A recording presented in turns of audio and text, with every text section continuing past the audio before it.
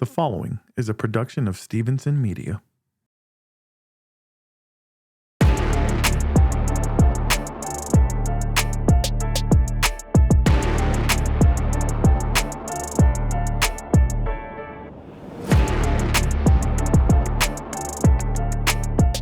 H-Town, what it do, baby?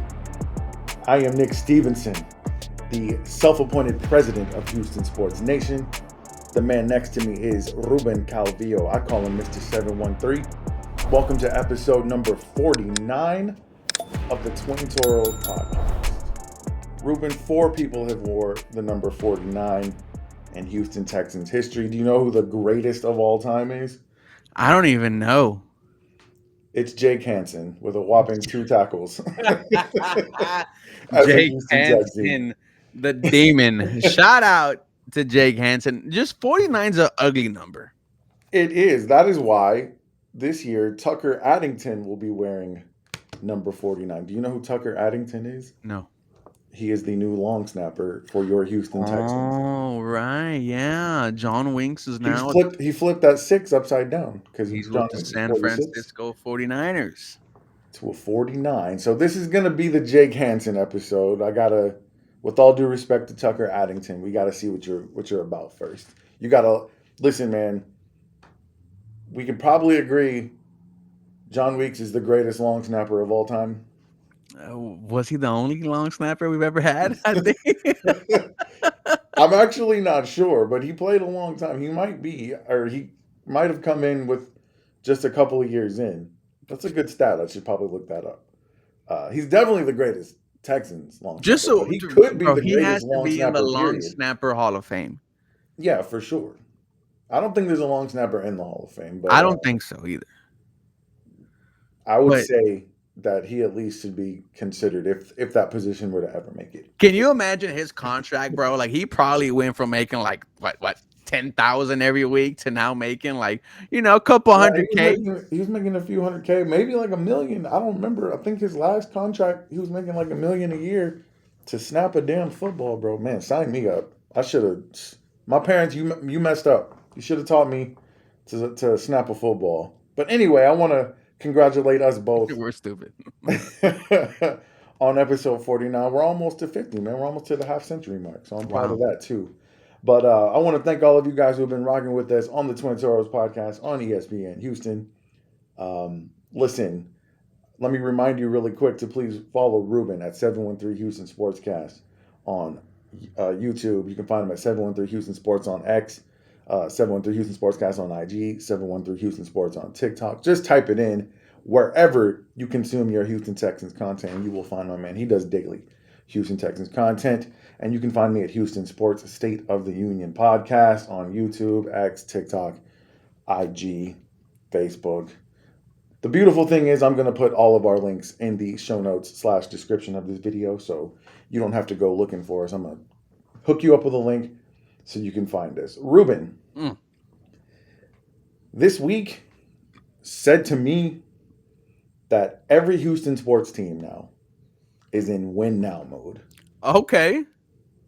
Listen, man, the Astros are leading their division. They've won 7 of their last 10 games. And I'm so proud of the Astros because what we are seeing, ladies and gentlemen, is a culture of winning. Now, Nick Stevenson, he had a viral clip earlier in the season talking about how the glory days of the Astros are on the decline. And I'm not going to lie, Nick, I agree with you. And I said many times the dynasty's coming to an end, and that's okay. Dynasties are not supposed to last this long. And now we are seeing an Astros team that just knows how to win. You have a underrated rookie in Cam Smith who is just defying all the odds. You have Jeremy Pena, and shout out to ESPN 97.5 who had this, he's your Tucker replacement. He's doing everything that Kyle Tucker did for you last year. For sure. You don't have a pitcher. They're all hurt, but yet you're still just bringing in guys and they're delivering for you. The Houston Astros are a culture of winning. Yes, model of consistency. But who else? Who else made a move? Talk to me. Okay, we already know that as of now, the Houston Rockets just put all their chips to the center of the table when Did they they? traded for Kevin Durant. Here's why I don't say Okay, they put. let me. I know what you're about. Let me correct myself. They didn't put all their chips in the center because they're still holding some chips. Yes, sir. However, when you make a move to get Kevin Durant on this young team, Mhm. and you bring in a 37-year-old veteran who is a Win now. 15-time All-Star, 2-time NBA Finals MVP, that says we're in win now mode. You have to agree with that. I absolutely agree with it. I think that the Rockets are potentially not done making moves. They still have some very beautiful first round draft picks, and some of them are projected to be, some pretty damn good ones. They have a lot of ammo to still go out there and get some weapons. Absolutely. I saw a tweet that said, "Go get Giannis." We won't say they put all their chips in the center of the table, but they definitely upped the ante. They We'll up say the that. ante. I'm They excited definitely for the upped Rockets. ante, and we are extremely excited about that. But Ruben, I would argue with you that there is not a team in this city that has done more to position themselves to win it all than our Houston Texans. Intrigue me. How? And let me tell you why. And this all started just a couple of years ago. Number one, you've hired your head coach of the future.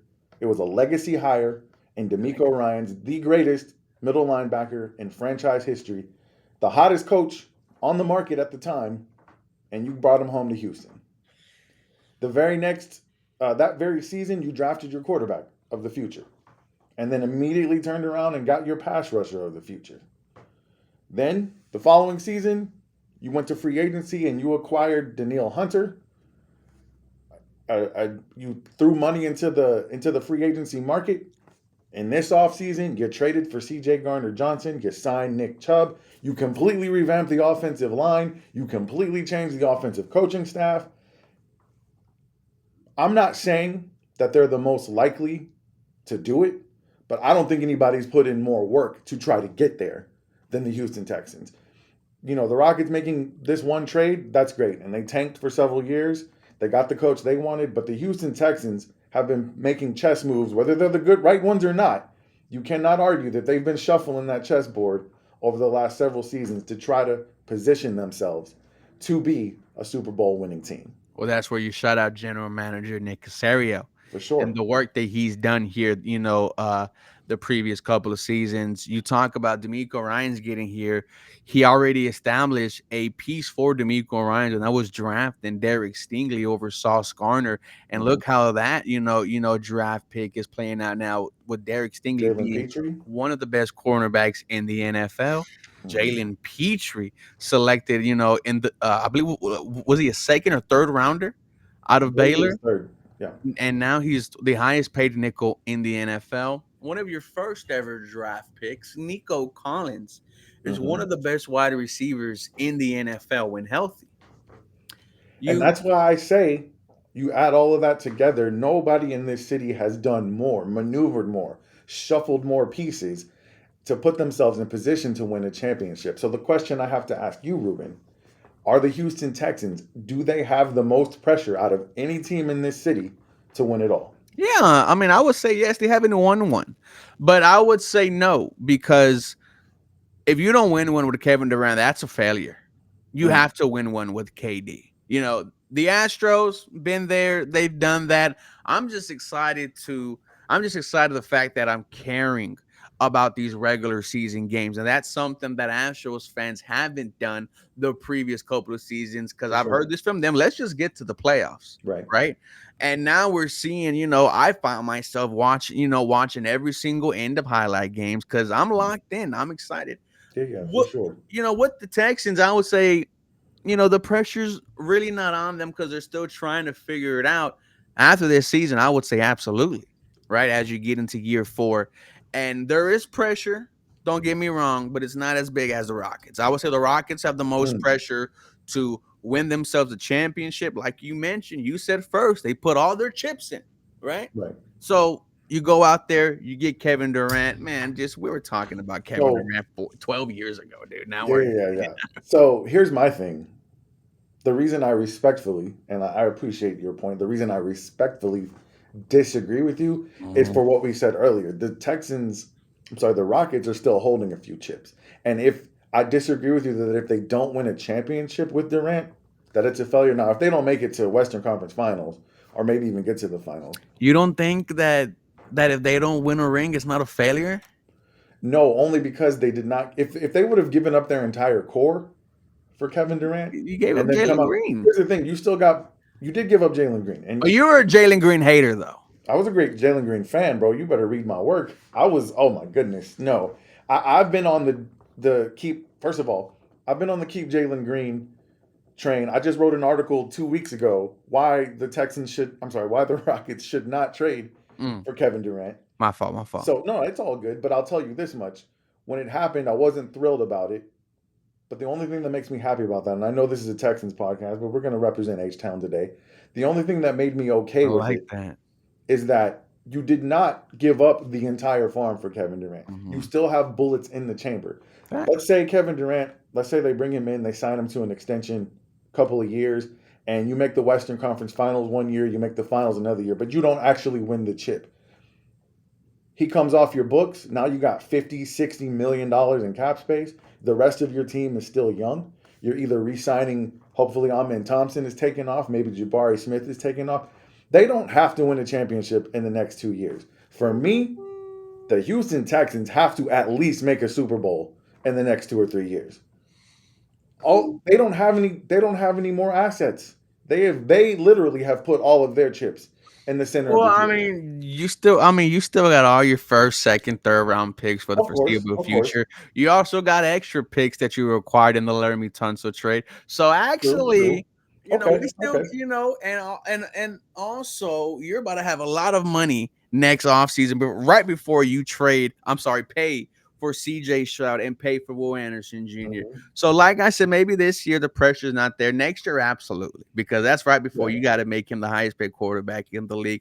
I would say, even though they got some weapons, maybe they got one clip left, right? Maybe they got 3, grenades in the back pocket, right? But it's not like the Rockets. But then again, the Texans didn't tank like the Rockets. True that. Well, they kind of did. They had a bad. They had two bad years. Yeah. Here's the other reason I say there's more pressure on the Texans, because this is Texas, baby. This is a football. I will say, okay, hold on. I will say, is there more pressure for the Rockets to win a championship or the Texans to make an AFC championship? That's where I think the real question is. For me, it's not Super Bowl or bust. For me, it's AFC or bust. No. Okay, yeah, AFC championship or bust. Hell, win 2 playoff games, which when that gets you that will put you there. Yeah, for sure. I don't disagree with that, but I just think in the next 3 years, let's give it a 5-year span. In the next 5 years. Oh, in the next 5 years, if you don't got a ring, then you got to think about moving on from everybody. Right. Like that's just the reality of the situation. I just feel like the Texans do have the most pressure because of all of the things we've talked about that they've done. And, once you, like you brought up, once you sign CJ, once you re-sign Will, now the pressure is going to be on you to keep drafting well, which you do have draft. Mm-hmm. But I'm talking about all those chips, trading for CJ Garner-Johnson. But that was Kenyon Green, though. That's true. But I'm just saying that put more pressure on you because your defense was already great. Mm-hmm. And then you add a missing piece that you needed, which was a dominant, strong safety. I just feel like the pressure is on the Texans. They don't have to win the Super Bowl this year. I agree with you on that. Just like I don't think the Rockets need to win the championship this year either. The Rockets definitely need to win a playoff series. If they don't win a playoff series, then the next year is going to be a failure. But for the Texans, I just feel like because of all of those factors, football state, football city, we love our Houston Texans. The Houston Texans are selling out that building again. Yep. The fever for the Houston Texans is back. You and I talked before we started, and we'll get into it, how the Houston Texans are embracing the culture of Houston. They're just doing so much. The new uniforms, the rivalry, they're doing so much that I think at some point, Houston's going to say, all right, give us what we want, what we really want, and that's that Lombardi trophy. I 100% agree. And I think you were going to say this before I cut you off, but Houston is a football city. Mm-hmm. And I've seen the Astros parade. Unfortunately, I wasn't, able to remember the Rockets, parade. I'm pretty sure it was crazy too. But I can only imagine what a Super Bowl would do for the city of Houston, because this is Texas, ladies and gentlemen. And there's three things common, in Texas. One of them is God. Mm-hmm. The second one is prison, Texas prisons, right? I was not expecting that. The third is football. I thought you were going to say God, family, and football. You went prison. Tell me I'm lying. No, I just wasn't expecting that. I'm sorry. But yeah, I mean, not to mention in the United States, NFL is the most popular sport. I just feel like the pressure's on them, man. And like you said, if they don't get it moving in the next couple of years, it's the not for long league, right? And we talked about how, the pressure is. I think the pressure is already on D'Amico Ryans and Nick Caserio to fix the offensive line. They felt it there, and dude, yes, because when I was at the season ticket member State of the Texans, every question, Nick, was about the offensive line, and you started to see both D'Amico and Nick get frustrated with those questions. But it's legit, man. It's legit. It's because you have a franchise quarterback, or at least somebody everyone believes is a franchise quarterback. We've seen a franchise quarterback come into this organization and get the hell beat out of him until he no longer had any confidence to win football games. Mm-hmm. We don't want to see a repeat of that. And that's the reason I feel like, listen, man, how great is it that we live in a city where all of our major sports teams are relevant, though? I mean, we're not quite on that Boston level yet when they were winning championships in every sport, including hockey. They were probably winning minor league championships too, but to say that this is the golden age of Houston sports, I don't think anybody could really argue with that. I don't know. 2017 felt bright. 2017 felt bright. You had the Astros coming off of their first World Series. Yeah. You had James Harden and the Rockets pushing the Warriors to Game 7. Yeah. And then you had, rookie Deshaun Watson, tearing up the league. That felt like a golden moment. This one also does feel like it, though, because like we mentioned, at least we're on the verge of getting to that. Go ahead. Yeah. Because Astros are winning. Rockets, they just got Kevin Durant.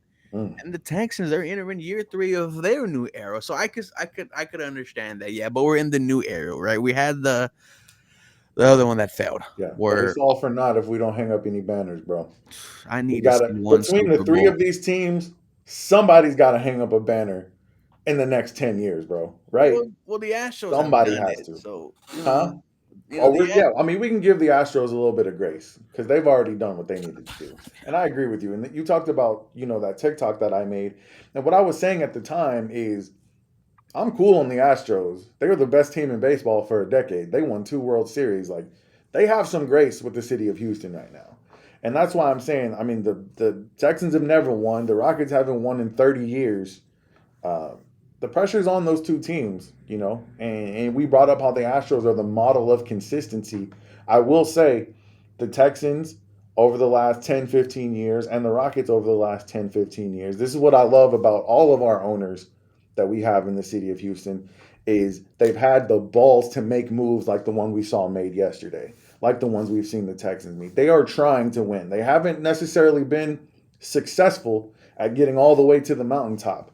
But at least we live in a city where they're not just cashing checks and not even trying. And that's what I love about all of our Houston teams and all of the owners. You brought up before we got on about another way that Cal and Hannah McNair are embracing the city of Houston. You want to get into that now? Yeah, let's do it. All right, I'm going to go ahead and share on the screen. This is a shot of the Houston Texans Twitter page. Yes, guys. So this is not a joke. This is legit. What was crazy, bro, is they posted this earlier in the morning, and I was shocked. I was like, okay, wow, we're getting a clap, and then they deleted it. They deleted the post, right? And I was like, what's going on? So I went to DLs. They had nothing of it. And then an hour later, the Texans reposted. So yes, indeed, this is true, ladies and gentlemen. But in honor of the greatest DJs of all time, DJ Screw, we will be hosting a pop-up shop with an exclusive shirt drop and a free screw box and mixtape with every purchase. Limited merch available, so you don't want to miss this. H-Town. Now, the Texans are doing this with a brand here in Houston called Dios. Did it ourselves is the acronym. And, they are a brand that's probably the most prominent brand in terms of Houston streetwear. I own mini clothing. My roommate downstairs, all she wears is Dios. And this is Houston, Nick. And I love this. I love this so much because, of course, when you think of Texas, like we mentioned, right? Football, jail, and God. There's the other part. There's the fitteds. There's the swangers. There's the slabs. There's the syrup. This city is so amazing. And I am proud, bro, because when you see that logo right there, you see that Texans logo with the nail right through the eye. That's the same logo that I saw at Alameda Mall when I was a kid. The Pasadena town center that is no longer, up there. Baybrook Mall. You would see these shops of just, the cheap T-shirts that you get at the swap meets, and you see the spray paint. Oh my God, I love this. And this is the Houston Texans organization This is embracing that culture, which is something they have not always done. In the 20 plus years that they've been here, they did not always embrace this part of the Houston culture. And so we got to shout out Hannah McNair. We got to shout out Cal McNair for embracing all parts of the city, not excluding anybody. Man, they got a night for everybody. We got Tejano night. We got Pride night. We got everything. They want the entire city of Houston rocking with the Houston Texans, man. And I dig it. And I love it, man. And when you see the purple, right? Oh yeah. This is why I love this, right? Because one thing about the color purple, it means something here in Houston. This is if you know, you know. What the color purple is, we're not gonna say it on ESPN 97.5, but if you know, you know the double cups, the Sprite, the Jolly Ranchers. This is Houston, ladies and gentlemen. And the fact, I also want to give a shout out to Dios. Did it ourselves. I mean, I think this is the first time something like this ever happened. Ever is going to happen. This is Houston. I'm talking about the Texans here showing love to people like me, bro, because this isn't your regular brand, ladies and gentlemen. They sell these fantastic toys. One of them is like a little cholo with the cane on it. Yes, bro. This is the one thing I want to say. For everybody who's excited that the Texans are embracing the culture. And I can understand why some people won't like this. Well, this is what I want to say. Let's not make the Houston Texans regret doing this. If you go out there on June 29th, let's be on our best behavior. Please enjoy the festivities. Yes. Have a good time. But don't make them regret doing this, man. We don't want any fights in the parking lot. We don't need any negativity, man. It's all love. It's all love. And this is a moment for us, bro. Yeah, for sure. And if it goes well, you can guarantee it won't be the last time. But if it goes south, yes, kiss it goodbye. We're wishing the very best. There'll be nothing but Clay Walker at NRG Stadium. Yeah, no, I don't want Clay Walker, man. I want to hear some drink. Oh my, and with this all is due really respect, cool, Clay bro. Walker's a Texas legend, This is but really I'm just cool. saying, we got to embrace all parts of the Houston culture. Now, you see the purple, you see the H-Town blue. Mm-hmm. You see that next year the Houston Texans will be having a new uniform inspired by the city for rivalry week. Did they show you that jersey when you were at the? They didn't show us anything. All they said was they have some jerseys in the works. Yeah. I'm looking at the color scheme here. Purple and H-Town blue. You give me a syrup jersey. Black, purple, and blue. Bruh. It's gonna get real nasty in H-Town. I love this, man. It's fantastic. We already got the candy apple red, battle red helmet, so I love it, man. They're embracing all parts of the culture, man, and I think and I think it's great. And I don't know if anybody watched the documentary about the new Houston uniforms when, the Texans organization, they did a lot of research and they did a lot of work in the community, talking to Houston Texans fans, asking them, what do you want?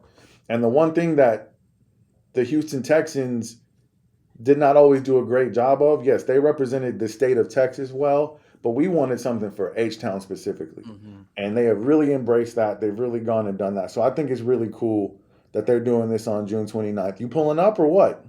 I'm gonna be there. I'm gonna be there regardless if I get right? one, because this, like I said, this is a moment for Houston, mm-hmm. and hopefully I'm able to get one. If not, I completely understand. That's this Sunday, right? This Sunday, there's only going to be 150 available to them. The resellers are going to be out there. Of course. This is also a big day for Houston in general. As we all know, June 27th is DJ Screw Day. For sure.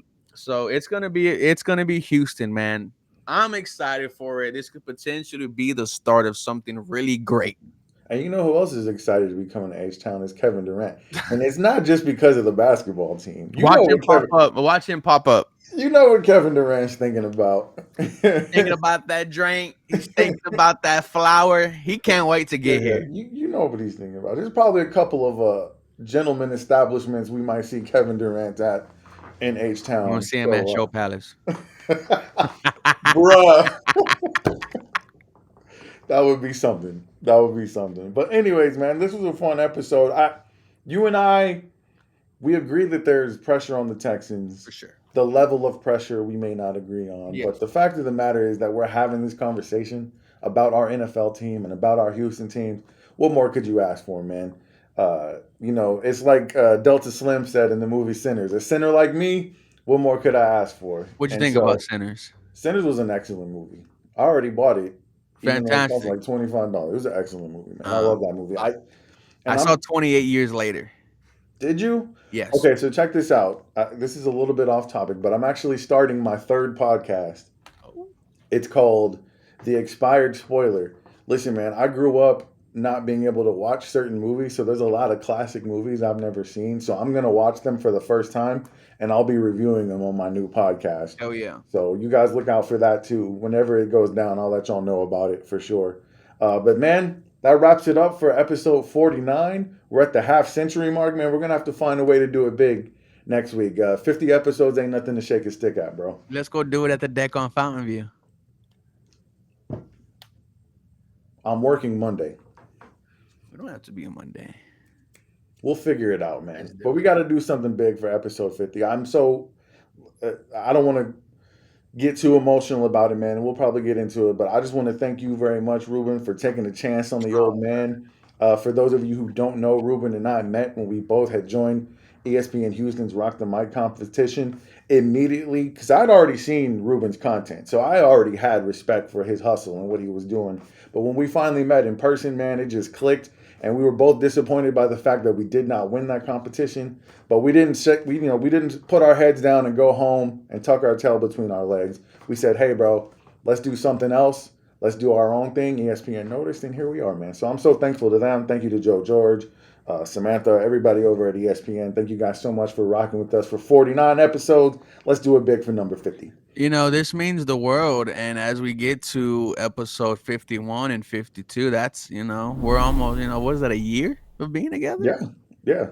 I think we started our first episode, our practice episode was right before the first game of the season. So we'll be getting close, man. We'll be getting close. I'm super excited about it. So we can't wait to see you guys next week. We're going to figure out a way to do it big. In the meantime, don't forget to follow Ruben713 Houston Sports. Like I said, I'll have his links in the description. You can find me at Houston Sports State of the Union Podcast. All of my links will be in the description as well. We're going to see you next week. But in the meantime, you know what we want you to do. Stay 10 toes down for the H. We love you, and good night.